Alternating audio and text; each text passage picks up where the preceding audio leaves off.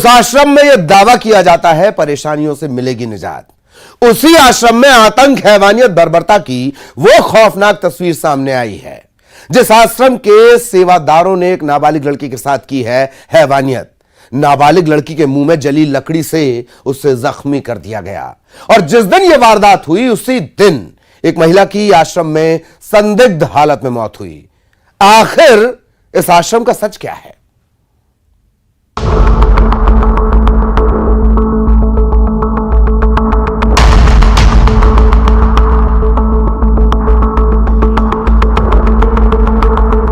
जलते हुए आग को न उसके मुंह में डाल दिया और डंडे से इस कदर से मारा है कि उनके हालत बहुत सीरियस है।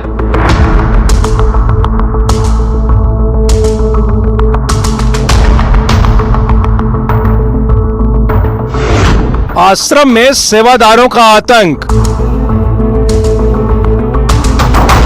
भोग लगाने पर बवाल,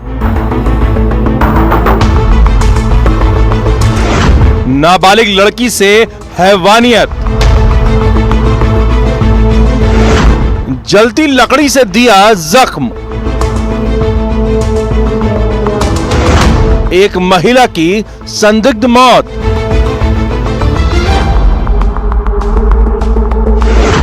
आश्रम का सच क्या?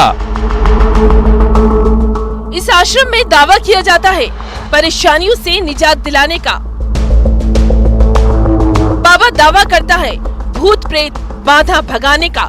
लोग दूर दराज से आते हैं कि राहत मिलेगी, लेकिन आश्रम का जो खौफनाक सच बाहर निकल कर आया है वो दिल दहलाने वाला है।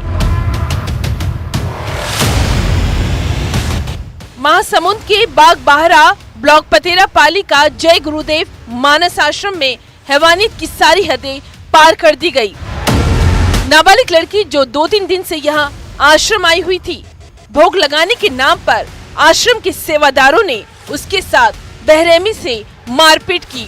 जुल्म कैसे ढहाया गया इस बात से समझा जा सकता है कि जलती लकड़ी ही लड़की के मुंह में डाल दी। सुनिए पीड़िता के भाई के इस संगीन इल्जामों को। आश्रम में वहाँ माता जी का शाम को पूजा होता है, तो भोग लगाने के नाम से विवाद हुआ था। उसी नाम से मारपीट वहाँ किए गए थे और गुरुदेव और उसके वाइफ जो है वहीं पे खड़ा होकर उनको मारपीट करवाया थे सब लोग के सामने। वहाँ जितने साधक थे उन लोगों को मतलब मारपीट किए उसके साथ और जलते हुए आग को न उसके मुंह में डाल दिया और डंडे से इस कदर से मारा है कि उनके हालत बहुत सीरियस है। आरोप ये भी कि पीड़ित परिवार को पुलिस को बताने पर जान से मारने की धमकी भी दी गई। भोग लगाने को लेकर विवाद हुआ है 24 तारीख की रात्रि लगभग 8 से 9 के मध्य।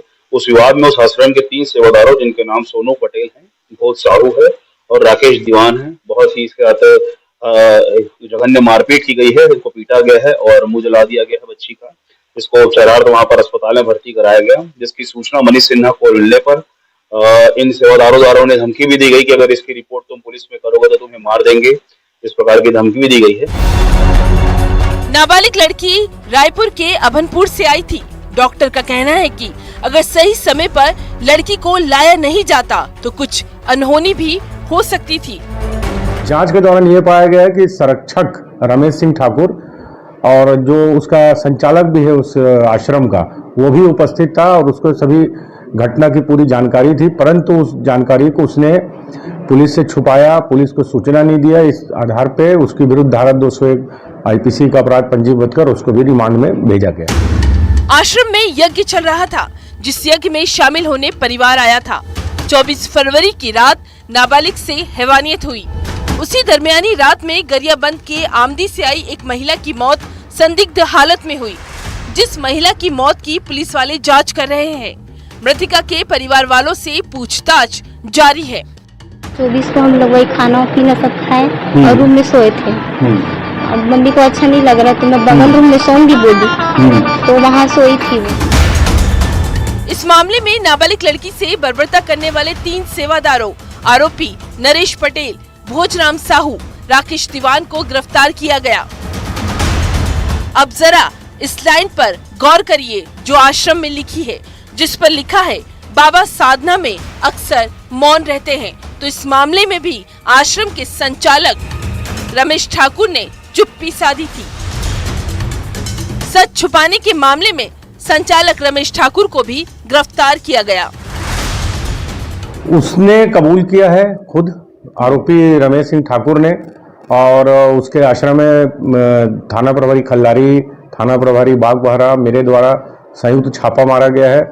कोई से आपत्तिजनक चीज, वस्तु या कोई व्यक्ति नहीं मिला है वहां पर, परंतु निगाह रखी जा रही है। 24 फरवरी को हैवानियत हुई। 28 फरवरी को बागबाहरा थाने में एफआईआर दर्ज की गई।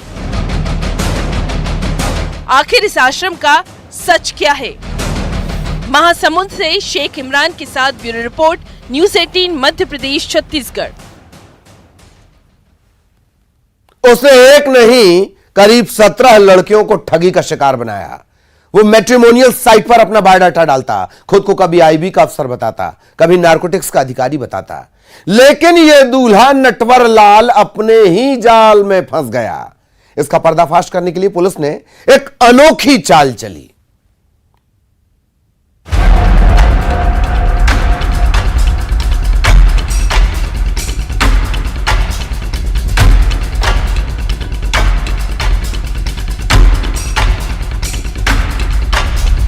दो 2018 में ही आईडी बनाकर शादी.com का, उसमें सोच लिया था मैं कि मैं ठगाया हूं 2.5 लाख रुपए, तो मैं भी ठगूंगा।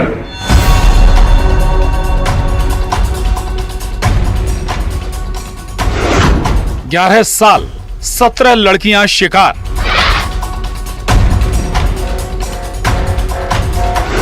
मैट्रिमोनियल साइट, शादी का मायाजाल।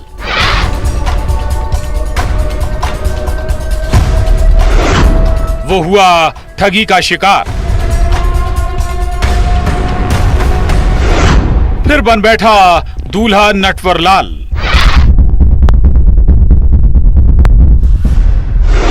आईबी ऑफिसर बन दिखाए टशन। नारकोटिक्स अधिकारी बन झाड़े रौब।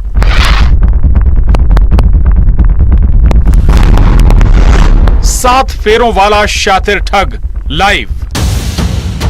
तो इन जनाब का तारुफ कैसे कराए या कहें कहां से शुरू करें? मैट्रिमोनियल साइट पर बस इन्हें मनपसंद जीवन साथी की तलाश रहती।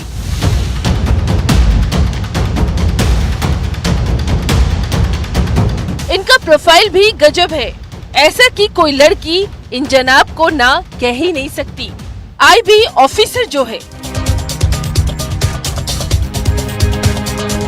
इसके बात करने का तरीका और टशन ऐसा कि कोई भी लड़की इम्प्रेस हो जाए।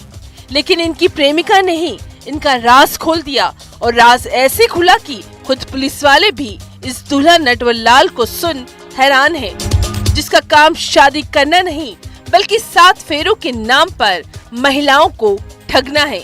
खुद लाइव सुनिए इस शातिर ठग को। अभी तक कितनी लड़कियों को ठग चुके हो? 10-15 लड़की। एक पीड़िता धर्मजगत क्षेत्र की जो कि शासकीय सेवा में है, वह एसएसपी सर के पास आई थी। उसने बताया कि उसके साथ में मैट्रिमोनी साइट के जरिए वो एक युवक के संपर्क में आई थी, जिसने बाद में 30 लाख रुपए के आसपास की उसके साथ में ठगी कर दी। रायगढ़ की धर्मजयगढ़ थाना और साइबर सेल की ज्वाइंट टीम का ये ऑपरेशन है, जिस ठग को पकड़ने के लिए इसी 420 के शातिर खिलाड़ी की गर्लफ्रेंड का पुलिस ने सहारा लिया।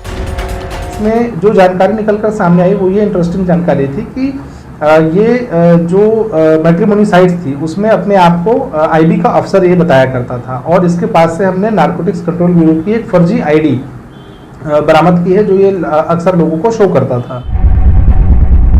तो ठगी की कहानी का ये किस्सा कैसे शुरू हुआ? 2011 से लेकर अब तक ये ठग 17 लड़कियों के दिल से खेल चुका है।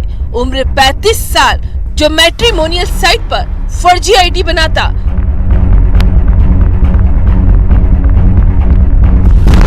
कभी खुद को आईबी ऑफिसर बताता, कभी फर्जी नारकोटिक्स अधिकारी बनकर लड़कियों को चूना लगाता। हमको जो इसमें पूछताछ में और जो हमारी इंक्वायरी में जो जानकारी मिली उसके हिसाब से कम 17 लड़कियों के साथ इस तरह की ठगी जालसाजी को अंजाम दिया है। कुछ केसेस में विवाहित होने के बाद भी ये उन बातों को छुपाता है, नेक्स्ट मैरिज करता है, जो ठगी करता है। इस प्रकार की इसकी कई घटनाएं हैं। नाम इंद्रनाथ है, लेकिन रोहित नाम से इसने मैट्रिमोनियल साइट पर फर्जी आईडी बनाई और लड़कियों के जज्बात से खेलना शुरू किया, जिन्हें इमोशनली ब्लैकमेल कर रुपए ऐंठता गया, लेकिन पकड़ाया नहीं। ठग इंद्रनाथ ने इस ठगी के पीछे की जो कहानी बताई वो ये कि ये खुद ठगी का शिकार हुआ था।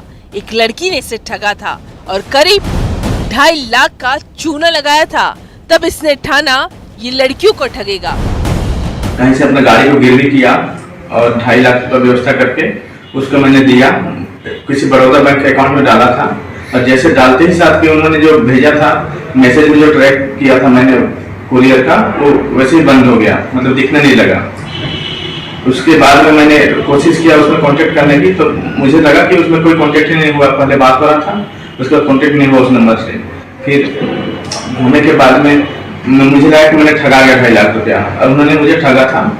सोच लिया था मैं कि मैं ठगाया हूँ 2.5 लाख रुपया, तो मैं भी ठगूंगा। अब तक इसने कितनी लड़कियों के साथ शादी की, इसकी भी जांच जारी है।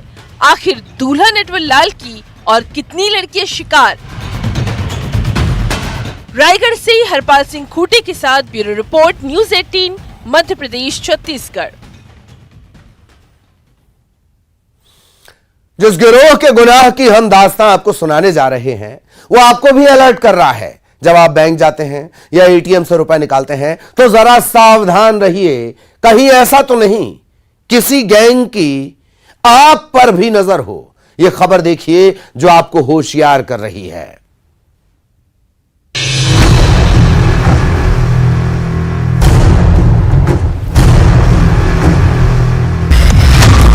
MP 2 छत्तीसगढ़, गिरोह के गुनाह का राज लाइव।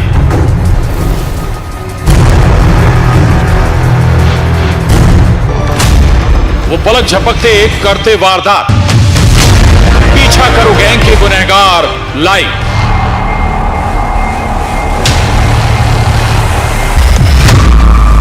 बैंक जा रहे हैं तो रहिए सावधान, रुपए निकालते वक्त किसकी आप पर नजर।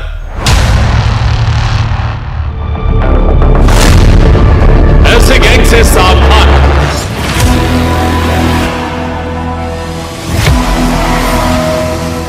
तो आज खुद एक गैंग अपना राज खोलेगा।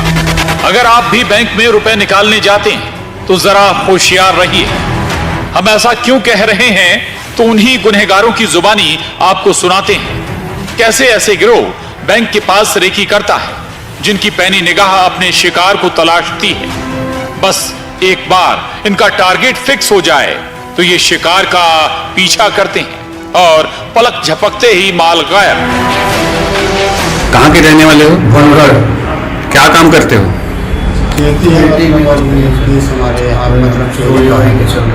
यहाँ जो चोरी की घटना हुई थी पंडरिया और कुकदूर में, उसको किए थे? जी सर। कभी चाबी से तो कभी तोड़फोड़ करके रुपए चुरा लेते हैं। आप भी सुनिए एमपी के अनूपपुर से पकड़े गए इन चोरों की कहानी को, जिन्होंने न सिर्फ एमपी बल्कि छत्तीसगढ़ में भी वारदात की।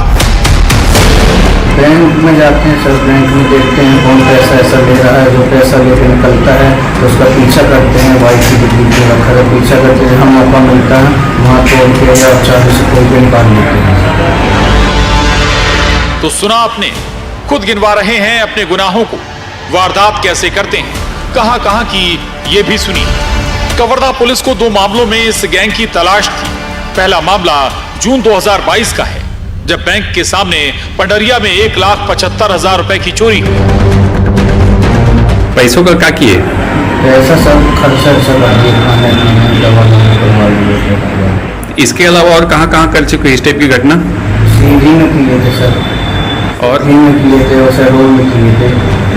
दूसरा केस था जनवरी 2023 का कुकदूर थाना इलाके का। यहां भी बैंक के सामने से 2,50,000 की उठाईगिरी हुई। यानी पहले रेकी, फिर पीछा करो और फिर रुपए गायब। जिन रुपयों से इन आरोपियों ने ऐश किया। जून 2022 में कुकदूर तिराहा के पास प्रार्थी की गाड़ी की डिक्की से 1,75,000 की चोरी हुई थी। सेम इसी तरह की घटना जनवरी 2023 में कुकदूर क्षेत्र में हुई थी, जिसमें एटीएम के बाहर गाड़ी से 2.5 लाख रुपए की चोरी कर लिए थे। उसमें टीम गठित कर लगातार पतासाजी की जा रही थी, जिसमें आरोपियों की पहचान संजय और सुमित कंजल के रूप में हुई थी, जिसे कल गिरफ्तार कर न्यायालय रिमांड में भेजा गया है। अब तक एमपी और छत्तीसगढ़ में 4 वारदातों का खुलासा हुआ है। आखिर इस पीछा करो गैंग के और कितने राज? तफ्तीश जारी है। कवर्धा से मनीष मिश्रा के साथ bureau report, news 18, Madhya Pradesh, Chhattisgarh. और अब कत्ल की एक ऐसी वारदात जिसने घर का चिराग बुझा दिया। कैंची से वार करके एक लड़के की जान ले ली गई। हत्या की वजह सुनकर आप दंग रह जाएंगे। मामूली सी बात पर मर्डर हो गया।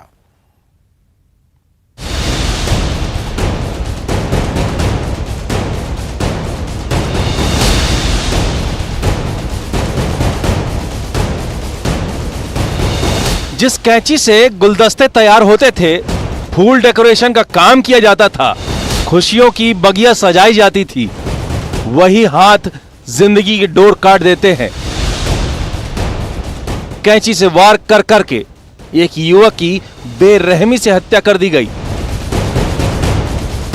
रायपुर के समता कॉलोनी में यह दिल दहलाने वाली वारदात हुई। चाय की दुकान पर बैठे प्रियांशु अग्रवाल पर कैंची से वार हुआ, जिसे इलाज के लिए अस्पताल ले जाया गया, लेकिन खून ज्यादा बह जाने से प्रियांशु ने दम तोड़ दिया। प्रियांशु पर हमला फूल डेकोरेशन करने वाले रोहित यादव ने किया था। चौक थाना क्षेत्र का मामला है। यहाँ समता कॉलोनी के निवासी एक प्रियांशु अग्रवाल करके लड़के को रोहित यादव नाम के एक लड़के ने जो है कैंची से मारकर उसकी हत्या कर दी है। इस पर जो है आरोपी की घेराबंदी की गई और आरोपी गिरफ्तार कर लिया गया है। कत्ल की वजह हैरान करने वाली है। कोई पुरानी रंजिश नहीं थी, न ही कोई ऐसा विवाद था जिसकी सजा इतनी खौफनाक थी। महज 2000 रुपए के लेन देन पर तैश में आकर रोहित ने प्रियांशु से झगड़ा किया और गुस्से में कैंची से हमला करके उसकी हत्या कर दी। आरोपी जो है फुल डेकोरेशन का काम करता था, इसीलिए एक चाकू कैंची रखा हुआ था। उसी कैंची से जो है किसी पैसे की लेन देन को लेकर के उसके ऊपर जो है हमला किया था और अधिक खून बहाव के कारण जो है प्रियांशु अग्रवाल जो मृतक है उनकी डेथ हो गई। हत्या के बाद आरोपी को पुलिस ने पकड़ा। हत्यारे का जुलूस निकाला गया। मामूली सी बात पर हुई हत्या की ये वारदात दिल दहलाने वाली है। रायपुर से युगल तिवारी के साथ bureau report, news 18, Madhya Pradesh, Chhattisgarh. Nude video call और ब्लैकमेलिंग का खेल, सेक्सटॉर्शन गैंग का वो जाल जिसमें एक वीडियो कॉल खतरे की घंटी होता है। अब यह गैंग कैसे नौकरी के नाम पर ठगी कर रही है, यह खुलासा होश उड़ाने वाला है। कहीं ऐसे ब्लैकमेलर्स का अगला निशाना आप तो नहीं।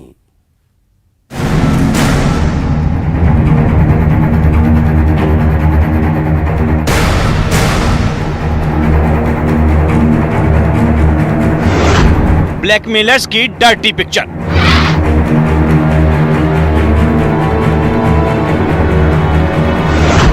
न्यूड वीडियो कॉल, बदनामी का जाल।